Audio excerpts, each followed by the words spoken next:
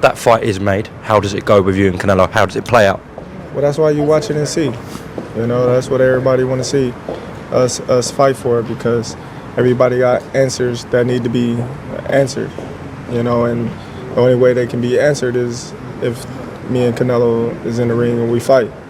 So if that fight does happen, then everybody answers that, and questions and do's and don'ts will be answered. All I know is that is the biggest fight in boxing, but we'll leave that situation there. Hey, what's up? This is Antonio. Welcome back to my channel. Now, who's ready for some fighting words? In this video, I want to do a fight breakdown for Terence Crawford versus Canelo Alvarez. Really quick, if you like the videos, please take the time right now, subscribe to the channel, tell a friend, and also please hit that thumbs up button. It does show love. It supports this channel.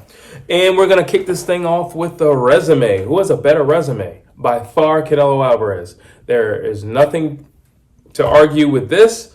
He has a who's who of boxing champions and undefeated guys. Got to go with Canelo Alvarez. Power, one punch power. Canelo Alvarez. Are you kidding me? Canelo Alvarez, hands down. It's not even close. Canelo Alvarez. Boxing IQ. I'm going to give this to Bud. And typically I do give it to the guy who's had more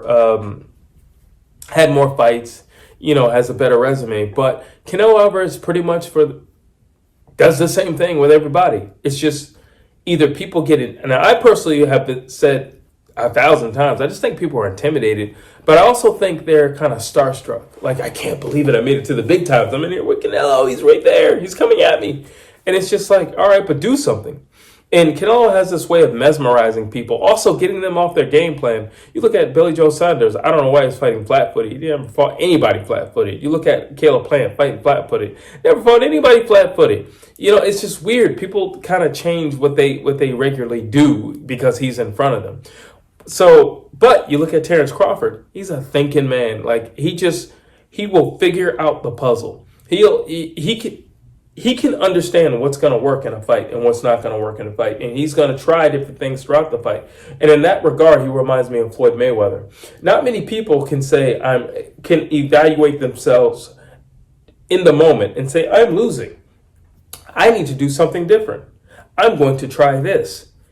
And I'm going to give it a real push and attack to see if it actually works. Hey, this is working. I'm going to continue doing it. Now let me see if I add a little bit of this. Terence Crawford is actually able to do that. And not to mention, the same Crawford who fought Porter is not the same Crawford who fought Spence. What do I mean by that? I mean, he's a tailor-made guy for you. He doesn't show you the same looks the way Canelo shows the same looks in hopes that it will once again get him the victory. Terence is not like that. He's a more calculated guy. And for that reason, got to give it to Terence Crawford. Let's see. Speed. Both of these guys are more reaction times, but because Terence Crawford is coming from a lower weight class, obviously I think he'd have a little bit more speed on his side. But I would say for both guys, it's more of a reaction time. Defense. Who's better defense? So yeah, Canelo, who's just really slippery, you know, he's always shifting and moving, but everything is upstairs. While you look at Terence Crawford, he can do those same things, but he also can move downstairs as well. So I'm going to give it to Terence Crawford because I think he has more of an overall defense versus one-sided defense. Mental toughness. Typically, I give it to the guy who's undefeated, which would be Terence Crawford. However, when you look at the who's who of names that Canelo has faced, not to mention these guys are bigger than him, and that's a factor that we have to keep at the forefront when we're talking about Canelo Alvarez. He's fighting guys who are much bigger than him. I'm going to say it's a tie because it is true Terence Crawford has beaten everybody who's been in front of him, and he's finished them or beaten them very impressively.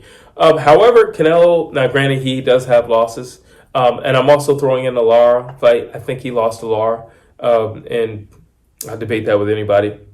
So in the first GGG fight, I think he lost that fight as well.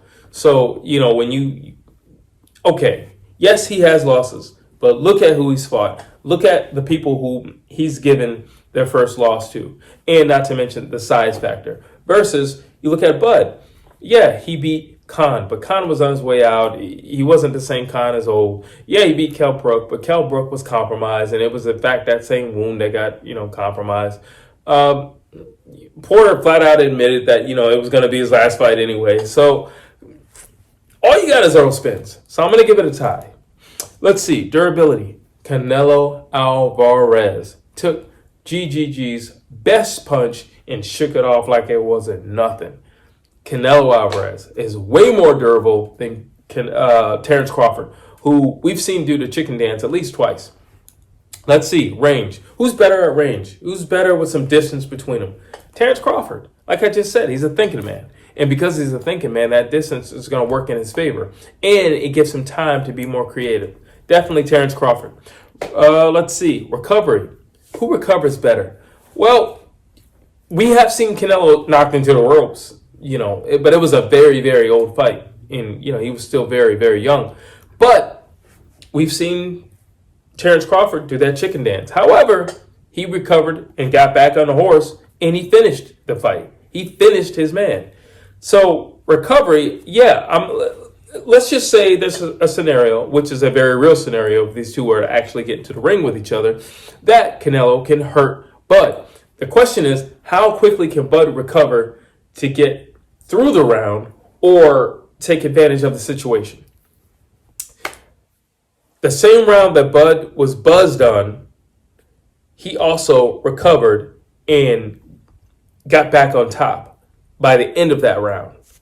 Now, granted, that was with a smaller person, but I think when you're talking about recovery, that's something right here and that's something right here. Bud carries this chip on his shoulder. Well, he's never actually gotten his just due and his credit in the sport. And because of that, I think Bud is one of those guys who's like, I'd rather die than lose. I think he could recover.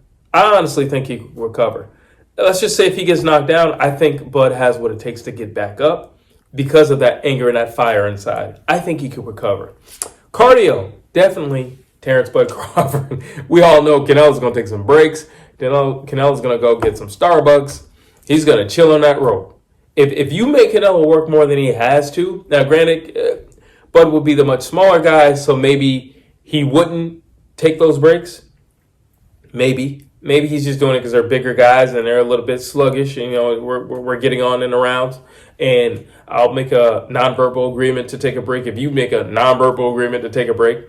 But overall, no, got to give it to Bud.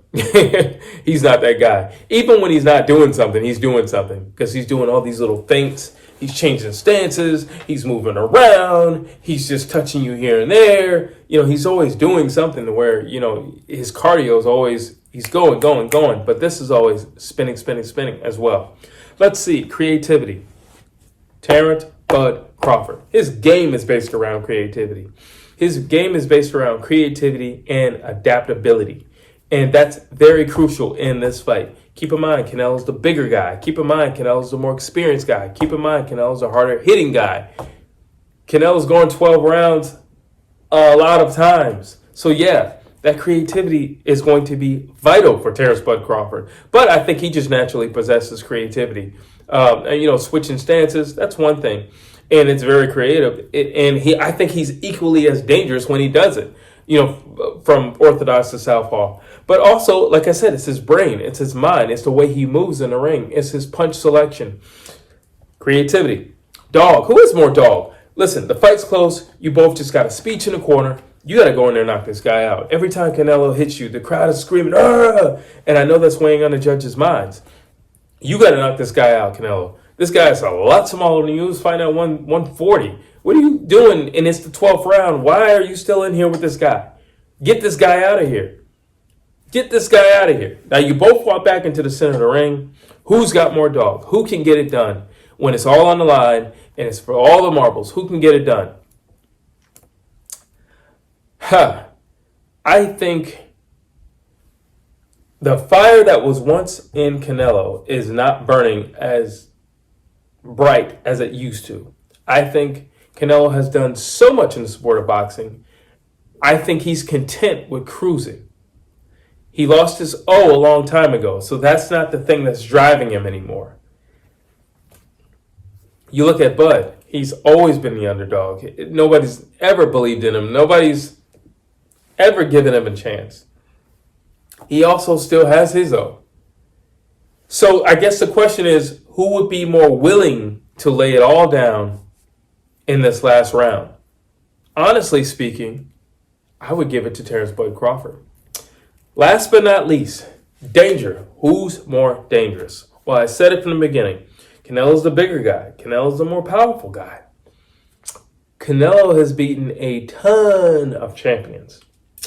Then you look at Terence Crawford. This guy who has been walking around with a chip on his shoulder since he was a single digit. This guy who boxing has continually written him off because he was living in the era of other guys at 147. Who's more dangerous? Well, Terence Crawford finishes guys. He has a high percentage of finishing guys. Then you look at Canelo. It's not, in recent years, like I said, the fire is not burning the way it used to. It's not burning the way it used to. Now, it could just simply be that he's fighting these guys who are bigger. Could be that. Or it could just simply be, I don't have to step on the gas. I'm Canelo Alvarez. Could be that. For danger, I'm going to give it a tie. I think they're both equally dangerous. I think that chip and that fire that burns in Bud, but I also think when push comes to shove, I'm a rough, tough Mexican. And I'm very durable. I hit very, very, very hard. I'm not going anywhere. And if push comes to shove, I think they're both dangerous.